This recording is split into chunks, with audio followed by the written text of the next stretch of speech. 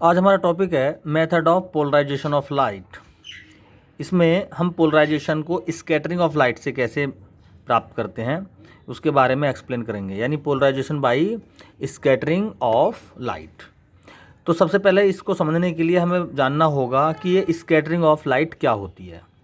ठीक है, तो स्कैटरिंग ऑफ लाइट, देखो सन से लाइट जब अर्थ एटमॉस्फेयर में एंटर करती है तो वो गैस मॉलिक्यूल से टकराती है और स्कैटर हो जाती है। गैस मॉलिक्यूल इस एक स्कैटर का काम करते हैं, तो वो स्कैटर हो जाती है। वो कैसे होती है वो हम समझेंगे। हमने इसमें एक्स वाई जेड ये एक 3D कोऑर्डिनेट बना रखे हैं, एक्स वाई और ये जेड एक्सिस।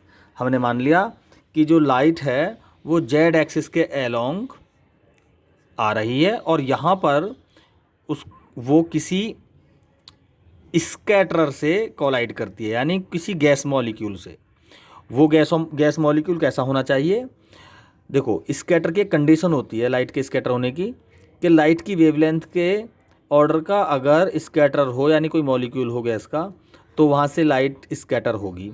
तो हम ये यहाँ पर मान लेते हैं कि ये नाइट्रोजन गैस का मॉलिक्यूल लाइट की वेवलेंथ के ऑर्डर का है, हम ऐसा मान लेते हैं। ठीक है, तो लाइट जेड एक्स के एलोंग आ रही है और ये कैसी लाइट है?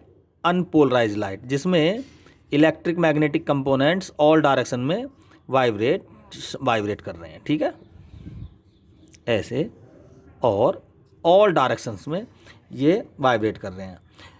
ठीक, लेकिन हमने यहाँ पर केवल जेड एक्स और वाई ये 3 डायरेक्शंस ही बनाई हैं, तो हम केवल यहाँ पर इन्हीं डायरेक्शंस के अनपोलराइज लाइट के कंपोनेंट्स को लेंगे।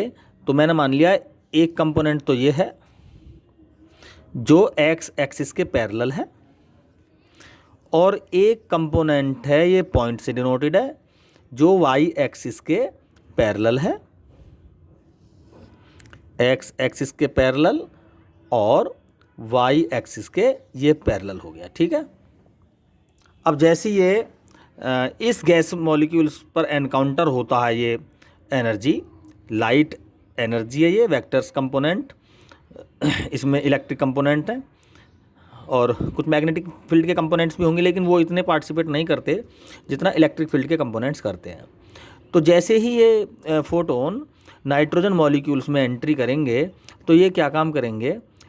नाइट्रोजन मॉलिक्यूल्स के जो इलेक्ट्रॉन्स हैं उनको वाइब्रेट करेंगे। वाइब्रेशन तो उनमें पहले से रहता है, लेकिन वो और ज़्यादा वाइब्रेट होंगे।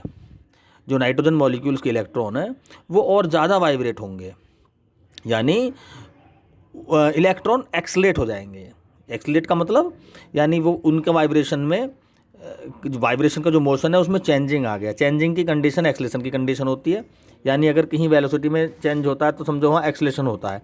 तो वाइब्रेशन धीरे से हो रहे थे पहले, लेकिन जैसे ही इलेक्ट्रॉन्स को एक्सटर्नल एनर्जी मिली, या ये फोटोन मिला, या ये अनपोलराइज्ड वेक्टर्स मिले, तो हम सभी डायरेक्शन में यही कहेंगे कि इन इलेक्ट्रॉन्स को, जो नाइट्रोजन मॉलिक्यूल्स को हमने मान रखा है, उनको बाहर से एनर्जी मिली और वो ज़्यादा वाइब्रेशन से वाइब्रेट करने लगे, यानी वो एक्सेलरेट हो गए। क्या हो गए? वो एक्सेलरेट। अब वो एक्सेलरेट या तो एक्स डायरेक्शन में होंगे, ऐसे जैसे मार्कर की डायरेक्शन है इस तरह से। तो जब एक्स डायरेक्शन में वो वाइब्रेट होंगे तो इस कंडीशन में वो किधर को मूव करेंगे? वो वाई डायरेक्शन में मूव करेंगे। ठीक है, वाई डायरेक्शन में मूव, यानी वाई डायरेक्शन के परपेंडिकुलर होंगे वो। और जो पार्टिकल वाई डायरेक्शन में वाइब्रेट करेंगे इस तरह से, वो वाई डायरेक्शन में है वाइब्रेट करेंगे, तो वो किधर मोशन करेंगे? वो एक्स डायरेक्शन में करेंगे, एक्स डायरेक्शन के परपेंडिकुलर होंगे। ठीक, तो हमने यहाँ मान रखा है ये तो एक्स डायरेक्शन के पैरेलल हैं, तो ये वाई डायरेक्शन में परपेंडिकुलर होंगे इस तरह से। और जो वाई डायरेक्शन के पैरेलल हैं वो एक्स डायरेक्शन के परपेंडिकुलर होंगे, है ना। वाई डायरेक्शन के पैरेलल जो हैं वो इस तरह से वाइब्रेट करेंगे और एक्स डायरेक्शन की तरफ को प्रोपोगेट करेंगे इसको हम एक 3D फिगर से भी एक्सप्लेन कर सकते हैं। देखो ये एक बॉडी है, 3D बॉडी हम कह सकते हैं, और मैं इसको जेड डायरेक्शन मान रहा हूँ। ऊपर से लाइट आ रही है और वो सीधी इस नाइट्रोजन मॉलिक्यूल पर स्ट्राइक करेगी, ठीक है। तो कुछ कंपोनेंट्स होंगे एक्स अक्ष के पैरेलल, यानी ये एक्स एक्स है, एक्सिस की डायरेक्शन है, तो ये एक्स एक्सिस के पैरेलल जो होंगे वो वाई एक्सिस के परपेंडिकुलर और जेड एक्सिस के परपेंडिकुलर भी।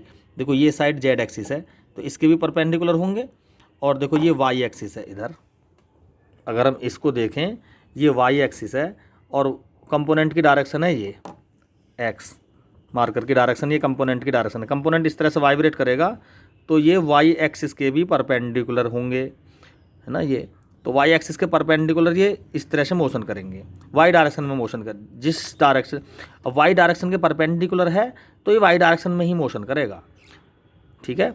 एक्स डायरेक्शन के ये क्या है, एक्स डायरेक्शन के पैरेलल, तो इस तरह से अगर ये वाइब्रेट करेगा तो ये वाई डायरेक्शन में ही तो मोशन करेगा इस तरह से। जेड डायरेक्शन में मोशन इसलिए नहीं करेगा क्योंकि लाइट एक्चुअली जेड डायरेक्शन में ही प्रोपोगेट कर रही है। तो ओवरऑल हमें पता लग गया कि जो कंपोनेंट वाई एक्सिस के पैरेलल हैं वो एक्स डायरेक्शन में जाएंगे और जो एक्स के पैरेलल हैं वो वाई डायरेक्शन में जाएंगे।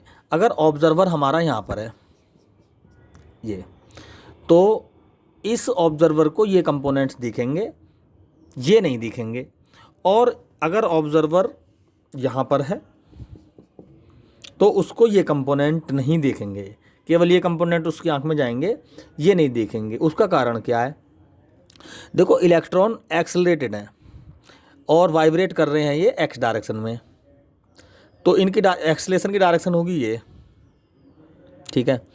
अब वेक्टर क्वांटिटी एक्सेलेरेशन और vector quantity can resolve in its component, तो ये अपने कंपोनेंट्स में भी ब्रेक हो सकते हैं। तो कंपोनेंट में जब कोई क्वांटिटी ब्रेक होगी, रिजोल्व होगी, तो उसके कंपोनेंट आपस में 90 डिग्री के एंगल पर होते हैं। कंपोनेंट्स के बीच का एंगल क्या होता है, 90 डिग्री।